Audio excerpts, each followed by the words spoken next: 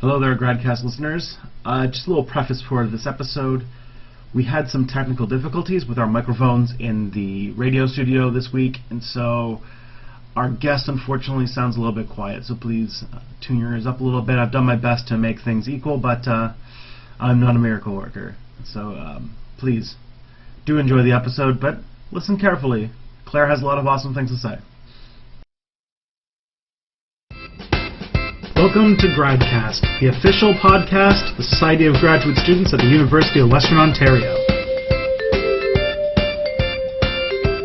Good evening, London, and welcome to another episode of GradCast Radio here at CHRW 94.9, the Society of Undergraduate Students official radio station here at Western University. I'm your host, Eric Green, here with my co-host, Ramina Adam.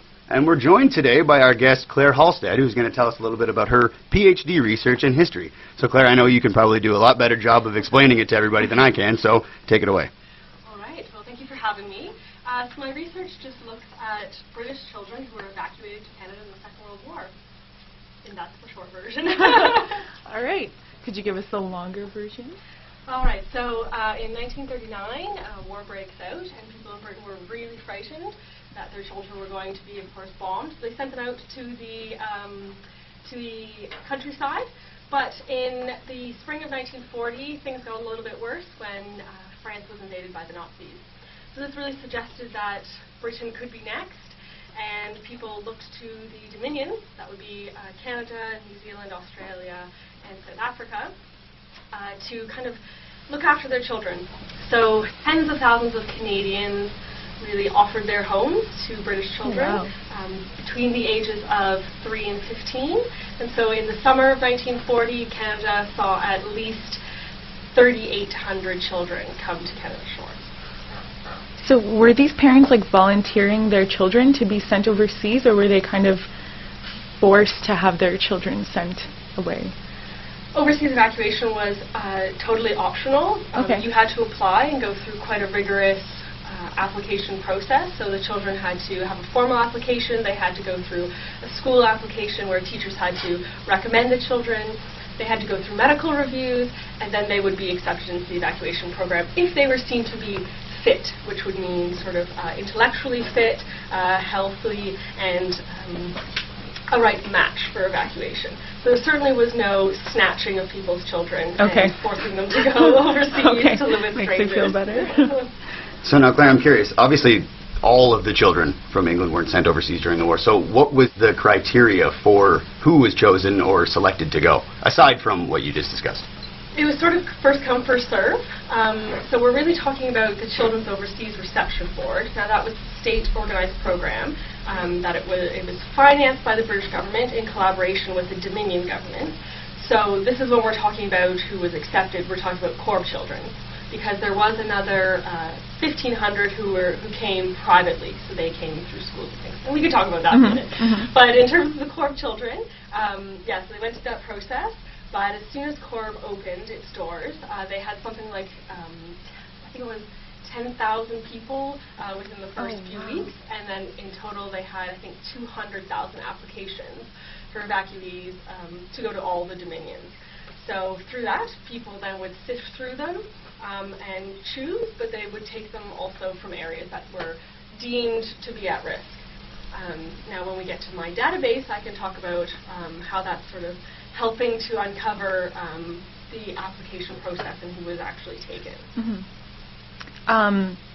So who actually made the decision to say, you know, we should probably start evacuating children because it's getting really dangerous and we might get airstrikes or whatever it is. So yeah, who made that decision?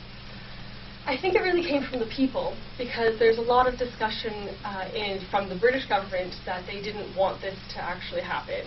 Churchill is cast as saying that he doesn't want British children to leave British shores because then it will suggest that Britain can't look after its own children. So I don't think it came from the top. It really was the people in reaction to all the private evacuees who were allowed to go because they could pay their way. And so for the children who maybe couldn't, or the families who couldn't pay for their way, then that was really going to be the issue there. And so the people wanted to do it, the Canadians wanted to do it, and I guess it was a happy marriage from that point. And how were these students, were these children who were sent overseas, were they able to stay in contact with their parents? Were they ever able to go back to Britain? Yes. So the way evacuation was planned, in correlation with the British and Canadian government, was that evacuation had to be temporary. This was very much not an adoption program. They weren't allowed to keep the children. It was always understood that they would come just for the war. They obviously didn't know how long the war would last, but they would stay for the war, and then they would return. So in terms of keeping in contact with the parents, many children wrote weekly letters home, and some of the children were quite young, so I get to read letters that just sort of say, "There's snow outside," and in the spring we go skating and roller skating, and things like that. There was also a radio program called Children Calling Home, where the BBC and the CBC got together and they brought children into the studio, much like we are here, and they could talk to their parents on the radio for the first time, which would have been most emotional. And then sometimes they were pre-recorded and then they would send them home, and the children would wait to hear their parents on the air in their own foster homes. That's so cute. So in your experience and in your research, Claire, what was the overall experience of these children here in Canada? Was it a positive one or negative? That is such a great question, because I think a lot of people would tend to say in Britain, the children who were put into the British countryside, that they had a really negative experience. So Michael Caine, the actor, well-known actor, we all know him, he was an evacuee, and his story is quite a bad one. He was allegedly locked in a closet for the weekend, and so we've got that as our background, but then we have children in Canada, and for my research, I haven't found that at all. I found very few cases, shall I say, of any sort of abuse. There are situations where children need to be moved, and sometimes it's said that the child doesn't fit in the family, or the foster parents can't handle them anymore. So it's sort of nicer language, but I've not found any cases of extreme abuse in that way. They were also checked in on they were supposed to be twice a year by Children's Aid Society officials, social workers, to prevent that. So overall, I think I've got a really good picture that the children were well cared for. They had food, they had access to health care, consistent education, so things that maybe they wouldn't have back in Britain. And they got to go home, and that was, again, some troubles as well that came with that. Awesome. Well, I'm just curious because I have siblings myself, and I'm wondering whether or not were families sent over together to the same foster homes, or would they split the children up? So with my database, I'm actually able to answer that for the first time. So I'm able to map which homes children went to, and I can see now which families came over together. We would never be able to know that from previous research unless we happen to have a family that all talks about their experience together. So some parents did send their children or siblings over together. Sometimes one sibling would be over the age of 15 and they couldn't come, so they had to be left behind. Sometimes one sibling was rejected. In one case, there was a poorly child, or one child actually that got rejected, and his twin brother came to Canada because they thought that he was going to be too fragile, that evacuation would really disrupt him. But then sometimes the child was too young. So in those instances, of course, the families would be split up, in that one child would go to Canada, the other one wouldn't. But there were a lot of families that did come. There was one family of 5 children that all came to Canada, and they were placed into 2 separate homes, because it's really hard to find a home maybe that can take 5 children. But they do try to keep the siblings together, but of course sometimes one child won't get along with the parents or the foster parents, so they have to move them. So it's a very fluid system, but my research has shown that there was an attempt to keep them together, and under the understanding that this would be the best for them and would keep them stable. Through your research, were you able to put in contact to siblings who maybe lost contact? Like, I mean, even though they could write letters and stuff, or maybe from when they were separated into separate homes, like, did they ever lose contact, and then through your research you were able to put them together? I haven't put together any siblings. I did sort of illuminate a case. There were those 5 siblings, and I got an inquiry from a woman in England who was talking about 3 sisters, and then I got an inquiry from a woman in Toronto talking about 2 brothers. And so out of 3,000 children, it's kind of hard to keep all the names straight, and both of their last names were the same. The penny finally dropped after about a week, and I realized that I was talking about the same 5 siblings, and neither side of the family knew that they were both contacting me. So in that way, it was kind of interesting to bring them back together. There was also a strange case where there were, I think, 3 sisters, and upon return, one sister just sort of went off and did her own thing in life, and they never really heard from her again. The family just sort of broke up in that way. Whether that's because of evacuation, we don't know. But going through the case files with the family members sort of illuminates the troubles that she might have had in Canada, and sort of suggested why she sort of withdrew. She wasn't placed in the same home, etc., and had some own struggles of her own. So things like that come out in terms of family dynamics. That's really cool. So how are you able to get in contact with these people? Like so you say you use the Canadian Overseas Reception Board, or CORB, and how are you able to gain access to their files and then able to contact the people in the database? So it's Children's Overseas Reception Board. Children. Yes. Children. And that makes sense because it's in Britain. So these files are all kept at the National Archives in England. And I was just going through my research, and there was, I think it was my second summer researching there, and there was one file that just said, CORB Canada. And so I thought, all right, I'll pull that up.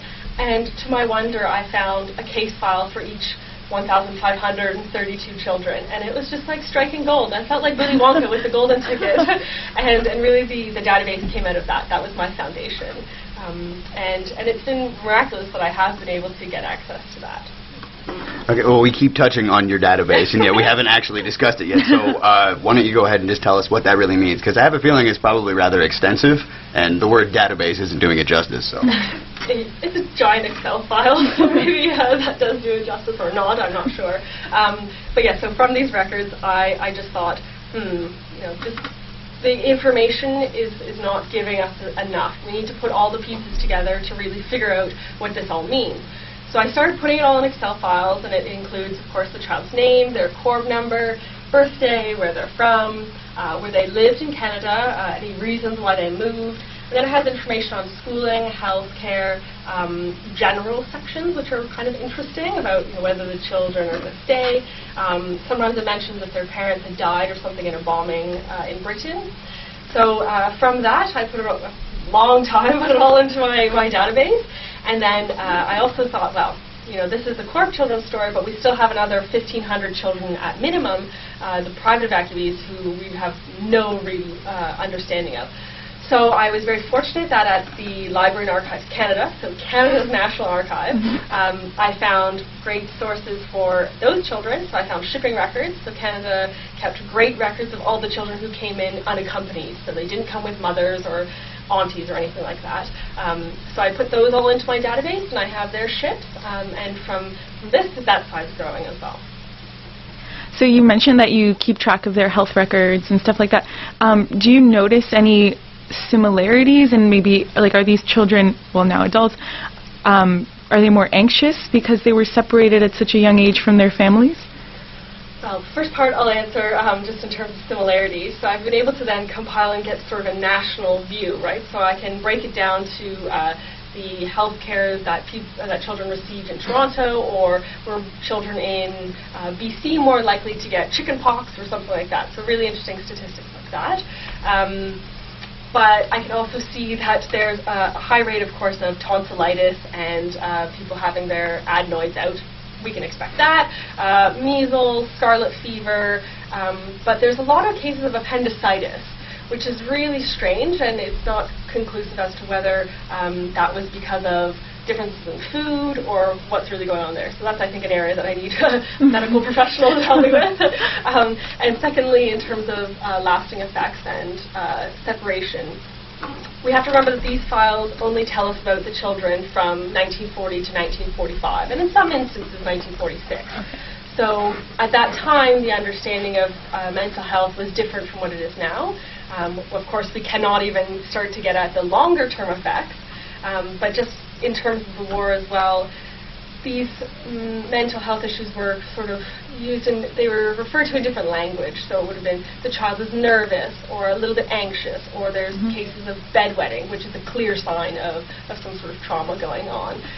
Maybe some children became difficult to handle. Sometimes this was, 15-year-old boys or something like that. And then some children, of course, we have to remember, do go and sign up to go to the Army or the Air Force with a huge pool and things like that.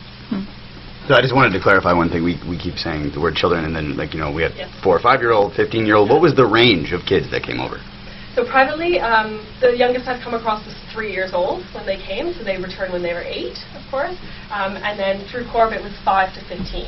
But that means that if you came when you're a 15-year-old, you're 20 when you're going home. So you may have come as a youth or adolescent or a child and really gone home an adult in terms of 18 back in the 40s. You were married, you could go have your job, you could go back and smoking. People talk about how their parents were a bit shocked when they saw them on the train platform wearing makeup, high heels. So there's this contrast of, I do say children, but it sort of turns into adolescence, youth, and even adulthood in some instances.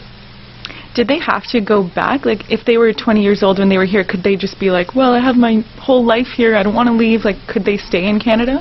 Surprisingly, the Canadian government does allow some of them to stay. So I've been able to track that as well, how many were able to stay as settlers, which I think is a very interesting term. It's more of sort of a turn-of-the-century term, but they can stay as settlers. And some were able to stay on to finish their education, particularly for university education as well. And then those who went on in the Army, they were still serving, so they didn't have to go back right away. And some children start to go back in, I'd say the early 1944, and then 1945, 1946 as well. So it's sort of, again, they all arrive at one time, and then they go back sort of in trickle effects, and I've been able to map that, which is really fascinating. That's really cool. So some of them then in 1944 return when people think it's safe, and then they get hit with the V1 and V2 rockets, which is even more terrifying, arguably, than just the bombings that would be happening nightly, because you didn't know when they were coming. They were the buzz bombs, so they would just fall on you, and you'd hear the whistle, and then it would go quiet.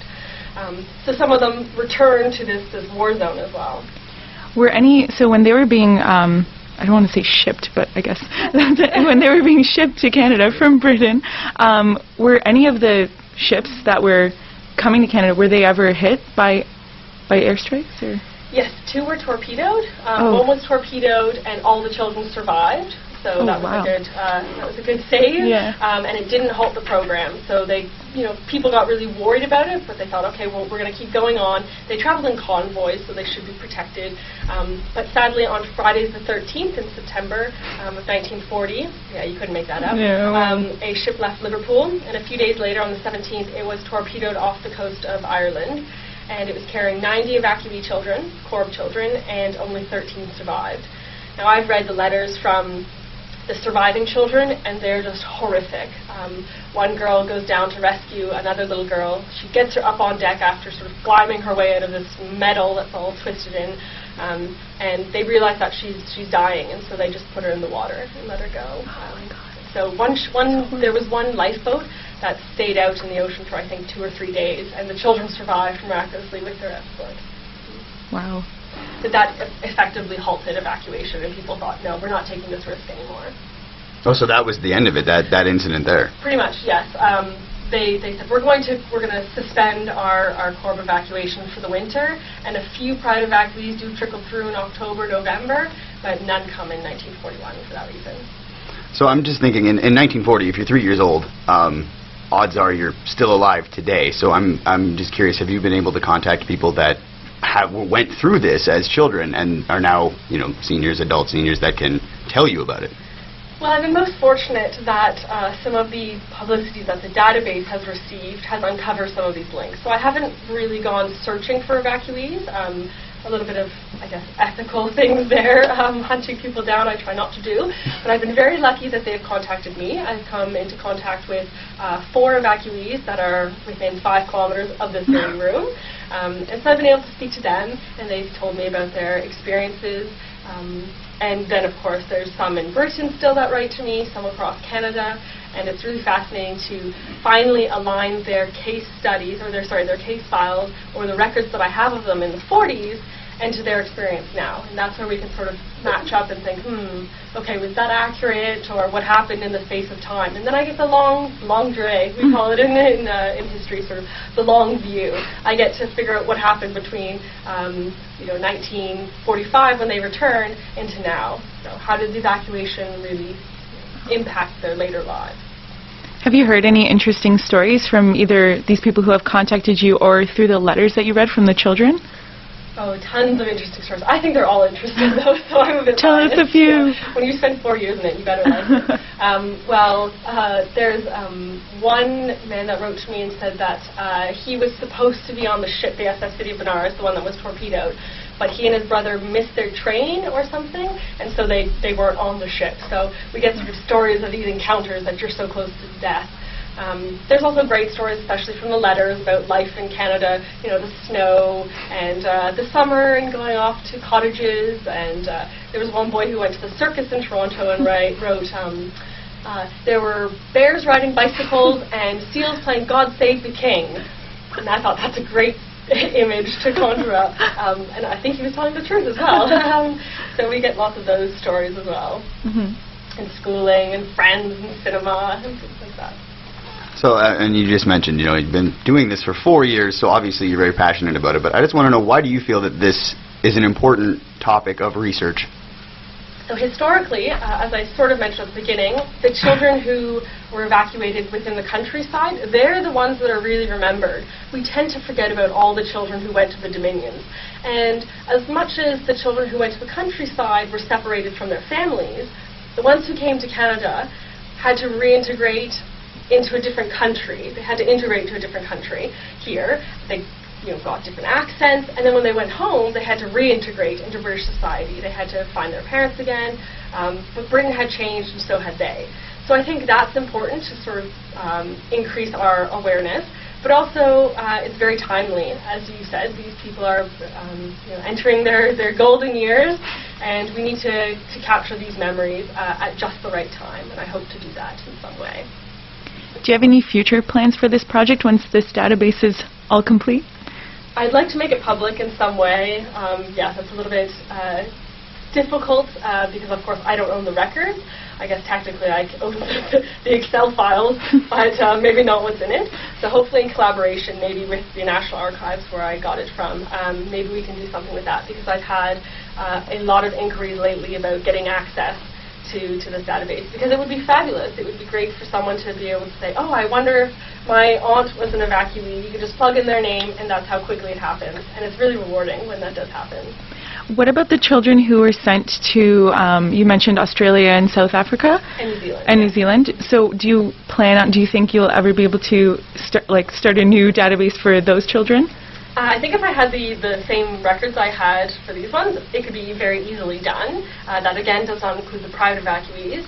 Whether I want to take on that task, I'm not so sure. I think a book also needs to be written on the children who went to America, because they didn't have a state-sponsored system, but a lot of children did go to America as well. So that's another book that needs to be written.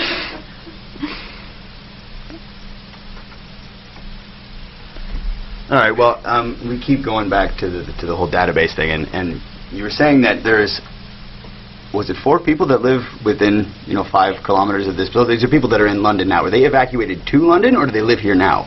Great question. One did actually come to London, and she returned, therefore. One lived in Stratford during the war, and she just sort of by fluke came back to London. And then the other 2, who are married, I should say, he went to the States and she came to Canada. But I thought it was really interesting that they got married upon return in Canada. They originally went to Toronto and then Montreal, and then they came to London. So, and she was evacuated to BC. So it sort of fluctuates, I guess. What got you interested in this? Did you do your master's project on anything similar to this? What made you just even look into the files? I know you said you found them and you were like, oh, this is gold, I'm going to do this, but was there something that led you there? Well, I think I've been a historian since the age of 4, doing lots of trips to England. My family is British, and I'm a British citizen, so I think it's in my blood in some way, and I've always had a great interest in the Second World War, particularly. But I was doing my master's in England, in Canterbury, at the University of Kent, and I was researching the city that was bombed in 1942 as part of a cultural raid. It had no military significance. And then I was just thinking about doing a PhD and wanted a great topic, and this sort of fell on my lap, and I realized that that something more needed to be said about it. But I also think it really reflects perhaps my own sense of identity, or conflicted identity maybe, that a lot of these children return and they think, oh, am I Canadian, am I British, am I a bit of both, you know, maybe what am I sort of thing. And so it's just been quite natural, it's been fun. I was very fortunate to find the case files, but I was also fortunate to really see the potential in them and do it. I didn't think I was going to for a while, and I maybe sat on them for a year, and I thought, well, you know, I've got this database, it will take a while, but for people to actually start doing things, I think it's really rewarding sometimes. Well, just to get this out of the way, I did my BA in history, so I find stuff like this extremely fascinating. So I'm curious, when you do talk to these people and they're remembering their time here as children, do you think that they're remembering it the way they would if they were still kids, or are they putting an adult spin on it? Like, are we losing something in the fact that it has been 70 years since then? Well, firstly, I don't actually do oral interviews, so that's not the basis of my work, because that kind of brings in a whole ethics review problem. So I will go and speak to them in terms of gaining their photos or their letters and things like that. So their personal archives. But of course you happen to talk to them, and that sort of information filters into the head anyway. But I think absolutely the way that adults, out of no fault of their own, recall something, just as we ourselves would think of something that happened in our childhood, it's a retrospective glance. You know, we've got many years since, and things maybe get a little bit twisted, or maybe they get a little bit rosier, perhaps. But one evacuee was telling me that he said that he remembered something about playing this role in a play, and actually he received a letter from his teacher saying, oh no, you didn't actually play that role, someone else did. So things like that happen. So hopefully that's something that I can then uncover from the case files and the children's letters. I can get the view of the children in the war. So speaking to the fact that this is your PhD project, you're obviously writing a dissertation on this. So what kind of, I mean, I know it's like you're creating this database, but how are you going to, what kind of things are you talking about in your dissertation, which is like 300 pages long? So I talk about the foundations of CORB and how this all started. So just as we started this discussion today, the debates, I argue that Canada really is going out on a limb here, and it decides to pay for all of the children. It has to look after all of their health issues, etc., provide the standard of care. So I argue that. And then I get into sort of the public space and the private space. So what were their lives like within the homes, within schools? How were they seen as symbols of the war, and how did they think of the war and write about the war? And then their later lives, so when they returned and what that was like. So there's, yes, a lot to go into such a little piece of work. Yep. All right, well, pardon me, on my there. So I'm just curious, you're obviously very passionate about this. What are you going to do after you graduate? When you're very successful, which I'm sure you will be, what's next? Well, hopefully keep publishing on this. So I really hope to turn this into a book as soon as possible, because I think it's really timely. I had a journal article come out in the autumn on this topic. I've got a book chapter coming out in the spring sometime. So that's sort of an insight into it, but I hope to continue that. And then, as I said, yeah, do some spin-off projects, because this could keep me going for a long time. And build a database, too. There's still so much more that can be built into it in future years. Will you be sending, like, could you send your book chapters or your dissertation to the people in your database? Like, do you have ways to contact them and be like, hey, you might be interested in this? Yeah, so I have sort of agreed that every time I mention them that I will at some point be able to send something to them, at least an excerpt, maybe not the whole chapter, because that would be really expensive, and just say this is sort of the legacy that you've had in my work, which I think I'm very honored to have. So sweet. Do you find that the people that you are in contact with are like appreciative of what you're doing, or? I think they're very receptive, because if they weren't, they wouldn't contact me.